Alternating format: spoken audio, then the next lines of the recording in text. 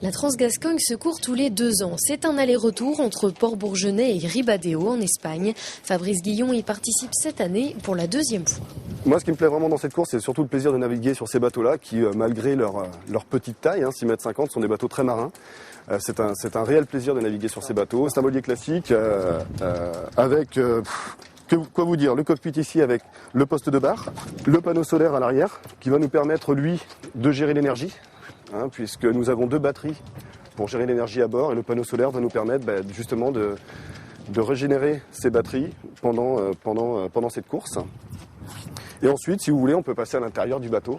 Un intérieur un peu sommaire, on y trouve un coin cuisine, 2 couchettes, des voiles et les équipements de sécurité obligatoires. L'électronique est limitée en classe mini, seul un GPS est autorisé. La classe mini est une excellente école pour ça, puisque l'électronique étant limitée, on est obligé aussi de savoir naviguer avec des cartes papier, en suivant une route, une cardinale qui se situe à l'entrée du chenal des Sables d'Olonne, qui s'appelle la Nuque Sud. Rentrer les positions des bouées pour préparer le parcours de la course fait partie des derniers préparatifs avant le départ, mais il y en a d'autres. Aujourd'hui, il y a encore quelques travaux à effectuer sur les voiles, mais quelques travaux de matelotage. Il y a également tout l'avitaillement du bateau, acheter toute la partie alimentaire. Commencer à regarder les fichiers météo aussi, parce qu'on est à 5 jours du départ, donc on va commencer à regarder ce qui se passe, comment la météo se présente au moins pour cette première étape.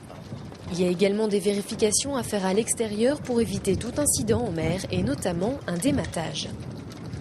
Et c'est vrai que très souvent, les causes de dématage, ça peut être justement la rupture d'une basse-taque, parce que dans ces cas-là, le mât n'est plus tenu sur l'arrière, notamment sur une allure portante. Et dans ces cas-là, le mât peut tomber en avant et là, c'est la rupture. Donc c'est vrai que c'est